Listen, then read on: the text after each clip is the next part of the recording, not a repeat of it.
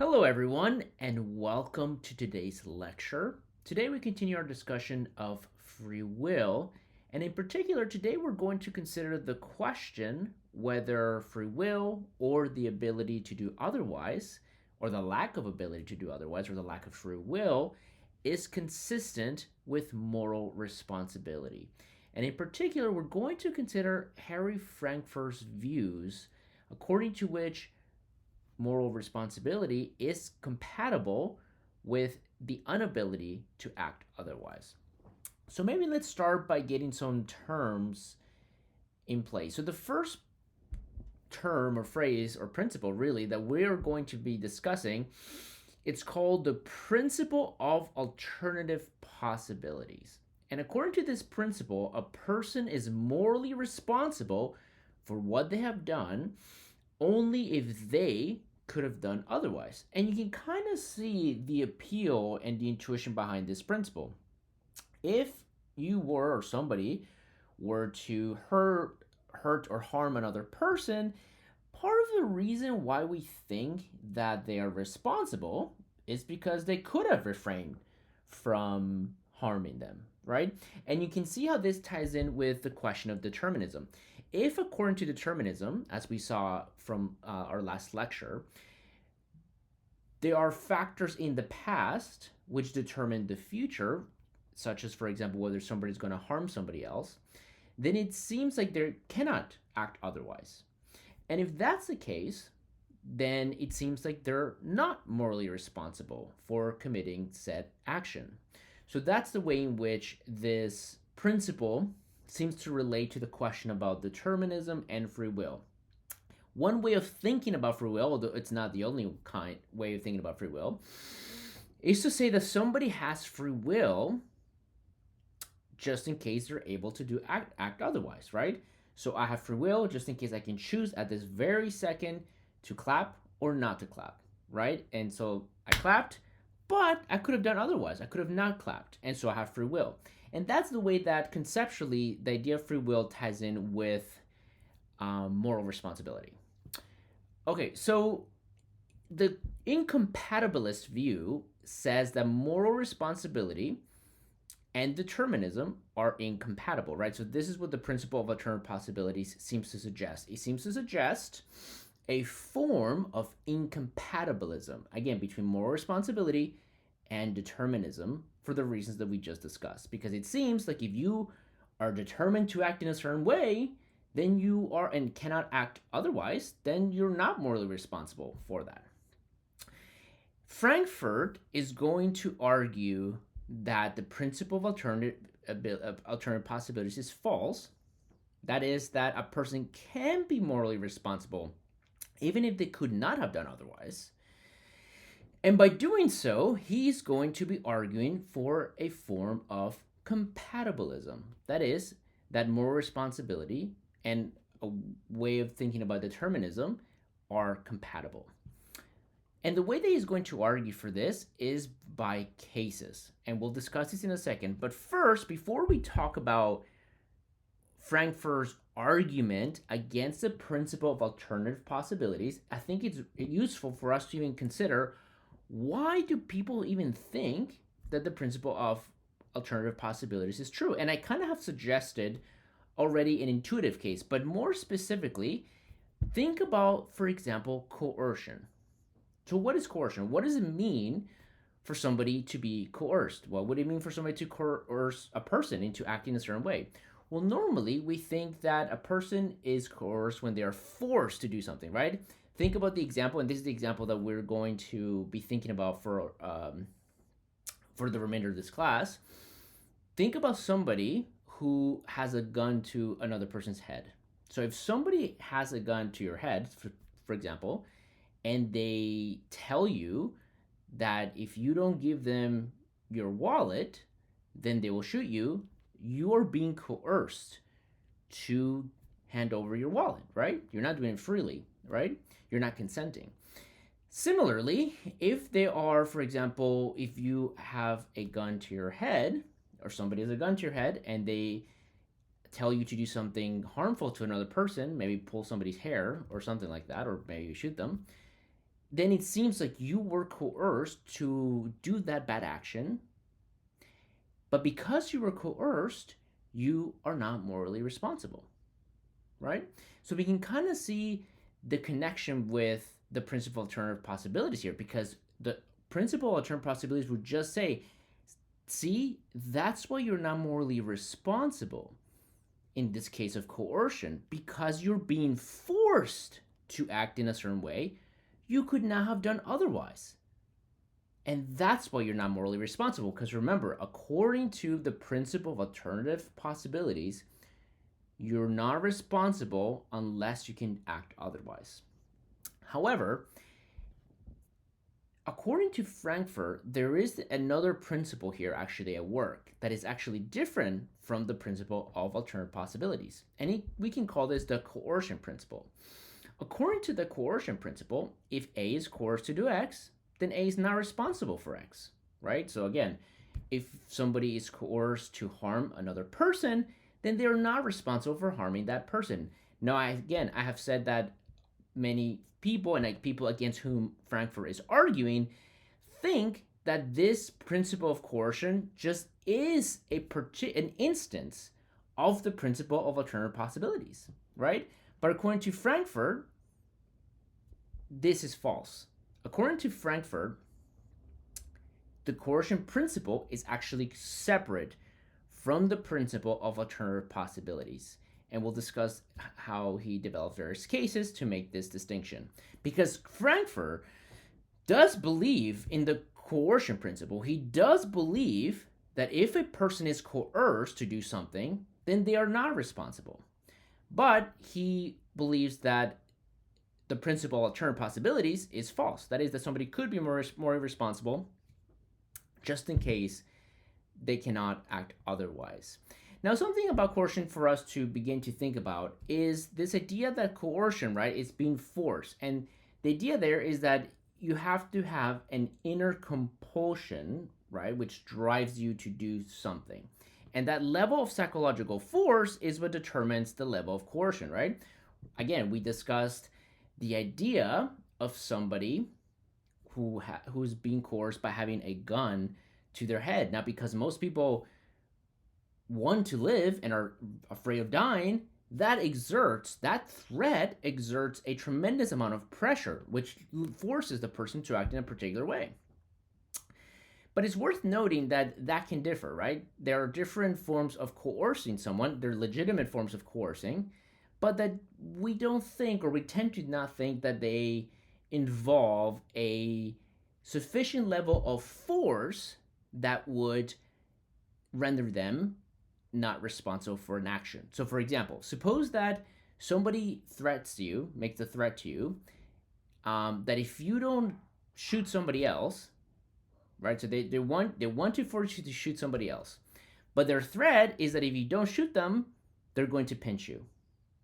Okay, that is a coercive threat, right? Like, it's a threat. Like, if you don't do something, I'm going to do something that you don't want, namely to be pinched.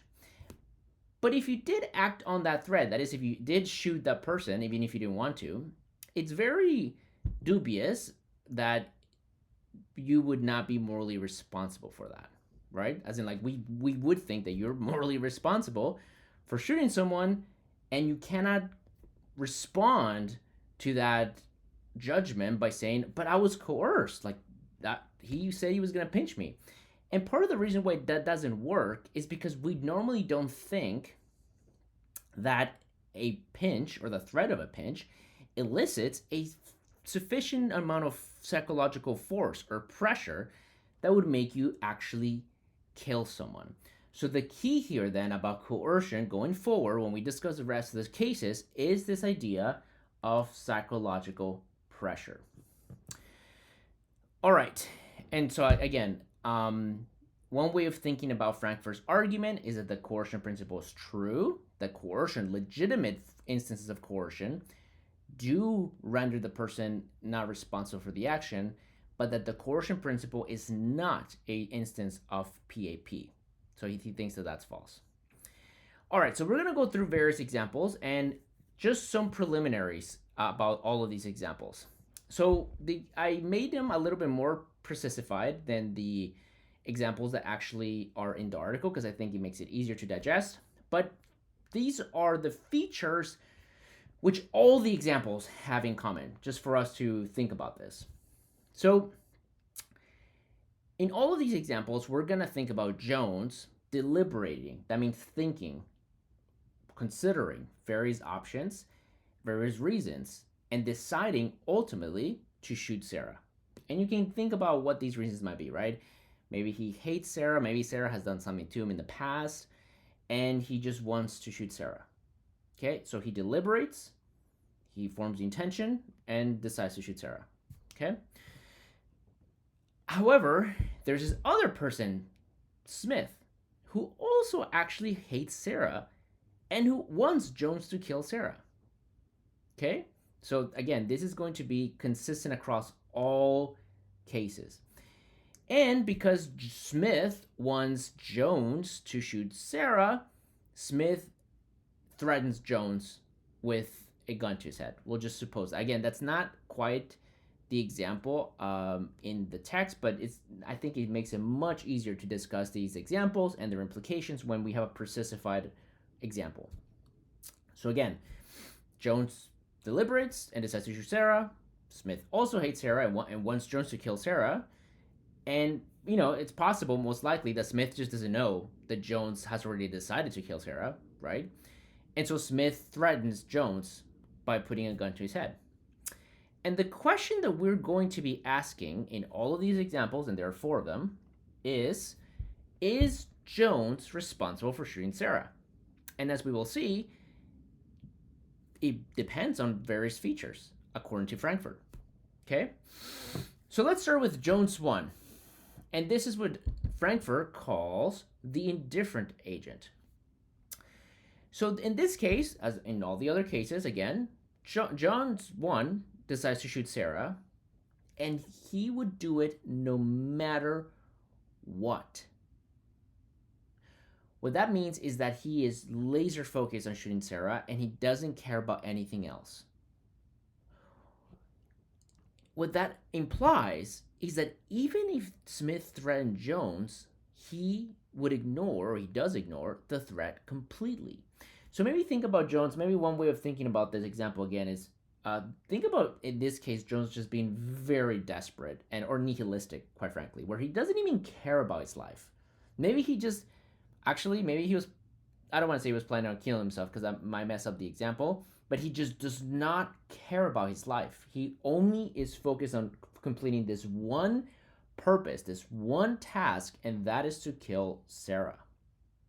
And so Smith issues the threat to Jones, and it just goes over Jones's head. He doesn't care about the threat to his life, and he wants to kill Sarah. So and suppose that he does kill Sarah in that case. The first question then is Jones morally responsible? And the answer should be yes, right? He seems to be morally responsible, right? And what's interesting, actually, what's really interesting is that if this was like a legal case in reality, because we don't have access to Jones' inner workings, this would probably a case where a jury might seek to excuse Jones' murder, because after all, there's video evidence of Smith holding a gun to Jones's head, right? And so maybe they would say, oh, he's coerced, right? But that's the question, right? This does not seem, according to Frankfurt, to be a case of coercion because the threat had no impact on him, right? Remember what I had said earlier about the difference between the threat of being pinched and the threat of one's life ending. It matters. It depends on the person's personal psychological makeup, what they care about, whether a threat is actually coercive or not. Different people under different circumstances, different threats will constitute different levels of coercion in that case. And in this case, so this case just establishes that this is not a case of coercion, right? And in principle, he could have done otherwise because the threat had no force. So this is not a counterexample to the principle of alternative possibilities. It just shows that coercion didn't actually operate, right? That there's a way to think about coercion and did not actually operate here. Okay, so this is the first example, and it kind of again helps us to start thinking about responsibility and how coercion kind of plays into that case, because this is not a case of coercion. Okay, now Jones 2 is called the Stampede case, and I'll talk about in a second why it's called a Stampede case. So again, Jones 2, Jones receives a threat from Smith, and Jones becomes terrified of Smith's threat. Like Jones deliberates and wants to kill Sarah, right? He decides to kill Sarah, but I guess he was unaware, and Smith comes into the picture with a gun to his head. And unlike the first case, in this case, Jones greatly cares about living and is very afraid of death and becomes absolutely terrified of that prospect of dying. And it's Jones's fear of dying that leads him to actually kill Sarah instead of his prior decision. So in this case, according to Frankfurt, it is a clear case of coercion, and Jones is not morally responsible because of the coercion principle, because he was coerced into killing Sarah. Now, you might think, and not unreasonably, and be like, well, I don't know. I mean, are we sure that he's not morally responsible?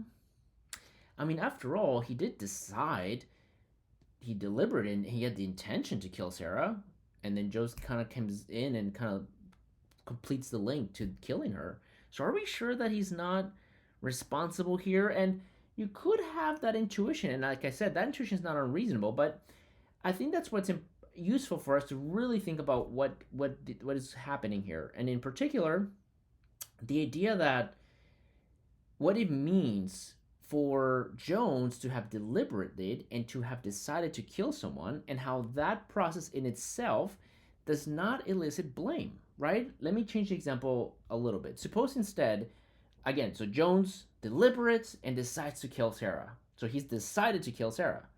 And right when he's about to kill Sarah, let's suppose that it's in a public space. Sarah gets run over by a bus. Just a freak accident. Well, we wouldn't say in that case that Jones is responsible for killing Sarah, right? Even though he had decided to kill Sarah. There seems to be a necessary connection between that decision and the action and the causal link for us to render Jones responsible. And it seems like in a similar way, in this case, he decides to kill Sarah, but much like the bus hitting Sarah, the thread just kind of stampedes all of his deliberation and psychology and kind of breaks the connection between his decision and the action, and the fear and the threat is really the causal factor and the motivational factor, which ultimately ends up being expressed in the action. And for that reason, Jones in this case, according to Frankfurt, is not morally responsible. All right.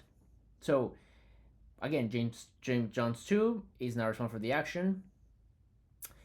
And this is a clear case of coercion, right?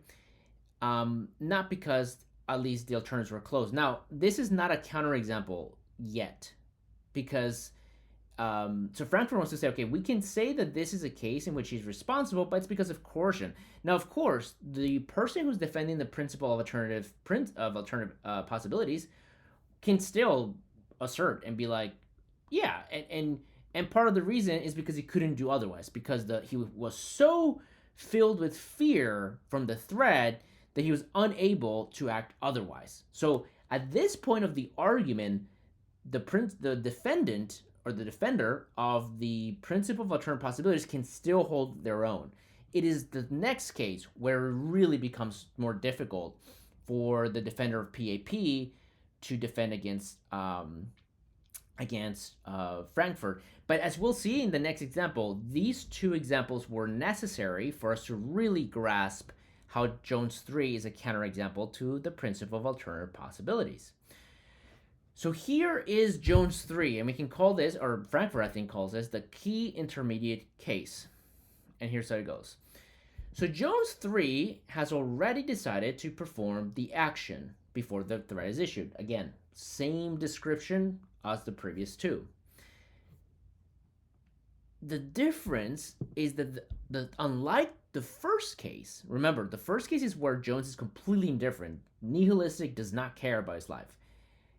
Unlike that case, in this case, the threat, he does care about the threat. Like, he wants to live, and he's irresistible, meaning that that level of threat would suffice to force him to act in any particular way. Suppose, for example, that Smith instead threatened Jones to kill somebody that Jones doesn't hate, like Emily, some random person. That threat would suffice to make Jones do that. Like, he would succumb to that force, and he would kill Emily or some random bystander. So in that case, so this is a completely different case from the first Jones example. He would succumb, if necessary, to the threat. But, and here's the key, but when he actually acts and kills Sarah, he actually acts based on his own reasons. Like, right when he's gonna kill her, he remembers the reasons why he wanted to kill her, and he decides to kill her. And so the decision, the causal link between his decision and his action is actually not severed in this case. And the action that he actually kills her for his own reasons, not because of the threat, even if the threat is present. And so if you think, so what is the verdict here? And I think Frankfurt plausibly says he's guilty. And I think perhaps most of us would say, yes, he's guilty. And yet, so he's morally responsible, and yet he couldn't have acted otherwise. Right? He couldn't have refused not to kill Sarah because, remember, for him, the threat of being killed is sufficient to get him to kill pretty much anybody, including Sarah. So he couldn't not refuse to not kill Sarah because he cares about his life too much. That's the similarity that he has with the second case. And so again, here's a case in which Jones is morally responsible, and yet he cannot act otherwise. And therefore, it's a counterexample to the principle of alternative possibilities. Remember, the principle of alternative possibilities says that in order for you to be morally responsible, you have to be able to act otherwise. But in this case, he was not able to act otherwise because of the force of the threat, and yet we would all say that he is guilty. So that's the way that the counterexample works. Now there is an objection here, which it's a good one, and which Frankfurt anticipates, and which allows them in turn to be able to make this argument even more forceful. So first, let's consider the objection, and let's remind ourselves of the principle of alternative possibilities. So the PAP says a person is morally responsible for what they have done only if they could have done otherwise. Okay, so that's the principle. And the objection goes, but wait 1 second. In Jones 3, Jones could have done otherwise. He could have not killed Sarah, even if he was threatened to do so. That is, the objection here just denies that when Jones is threatened for his life, sure, it exerts pressure on him to kill Sarah, but in principle he could do otherwise, right? Like, he's not logically compelled, or he's not compelled by the laws of physics to kill Sarah. I mean, yes, he wouldn't want to die, but he could in principle have refused and got shot, right? And so in that case, the objector says this is not an actual counterexample to the principle of alternative possibilities because this is a case in which Jones could have actually not killed Sarah, even if he was trying to do so. And this is maybe it's hard to assess this objection on its own, right? Because again, depending on how much he cares, and okay, so here's one way in which we can make this objection even stronger. I can imagine somebody saying that, look, the fact that he was able to act out of his own reasons to kill Sarah, right? Remember that that's ultimately what the argument says, just means that that level of pressure from the coercion must have not been very high. Like if you can literally kind of ignore the threat just even for that second and you actually act out of your decision to kill Sarah, then that coercion almost, you can argue, couldn't have been that great and you in principle could have refused it. Okay. Seems pretty plausible. And as a result, Frankfurt comes up with a fourth example, and this example is what's now considered the Frankfurt case. So if you go on to do more philosophy, which I hope you do in moral philosophy, and you ever come across the term, you'll be reading various literatures, and they will say, oh, this is like so it comes to the Frankfurt case, or they make a reference to the Frankfurt style case. This is the example that they have in mind, and this is now like the standard example. When people talk about Frankfurt style case, they talk about this case, not the other ones, because this one really just kind of makes the point even clearer. And this one will say involves Black and Jones, so we changed the name of the third person. So here's the setup for this Frankfurt style case. So Black, like Smith, wants Jones 4 to perform a specific action. And again, let's stick with shooting Sarah, okay? So Black wants Jones to perform a specific action. Oh, and this is very important. Black is prepared to intervene through manipulation, hypnosis, neural controls, or threats, anything, to ensure that Jones 4 chooses and performs that action. Now, I think in my mind, the best way to think about this is to imagine that Black has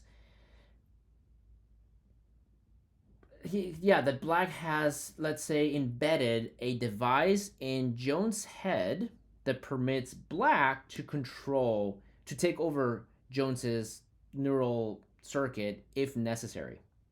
Okay, so you can control it in principle. Okay, and the idea here, and we can suppose that Jones is not even aware of this. Okay, so this is the setup. However, Black knows that Jones wants to kill Sarah, and so Jones he actually prefers not to intervene. Of course, it makes sense. He's like, why would he even get his hands dirty if Jones is, after all, going to carry out what Black wants, right? However, he will intervene if for some reason, so you can imagine this case in which Black is observing Jones as he enters Sarah's house. It's a little bit dark of a thought. But, and as soon as, if for whatever reason Jones decides not to kill Sarah, Black takes over with the device that Black has embedded in Jones' head and kind of, you can imagine, controlling him so that he ends up killing Sarah regardless, right? So that's the setup. But this is what actually happens. So what actually happens? So Jones, as we have said, has reasons to kill Sarah, and so he has deliberated and decided to kill Sarah. Black never intervenes. That is, he actually kills. So Jones kills Sarah, and Black never intervenes. So he never used the device that was embedded in Jones. And yet, Jones could not have done otherwise than to kill Sarah. Why? Because Black would have prevented any alternative. Black would have taken over and made, as it were, Jones kill Sarah. So Jones couldn't have done otherwise than he in fact did. Right? And yet, even if he couldn't have done otherwise, we would still say that Jones is morally responsible. So it seems like Jones, apologies for the typo, is fully morally responsible, but his inability to do otherwise is irrelevant, right? Because that inability played no role in his actual decisions. Nothing about Black's presence explains the action. Jones would have done the same thing anyway, right? And so, therefore, according to Frankfurt, what matters is not that alternative possibilities exist, but rather the motivations behind the action, behind the decision to do something. That is what is the locus of our attributions of moral blameworthiness. It is not whether people have the ability to do otherwise. All right, well, that concludes this argument and this lecture. Thank you for listening.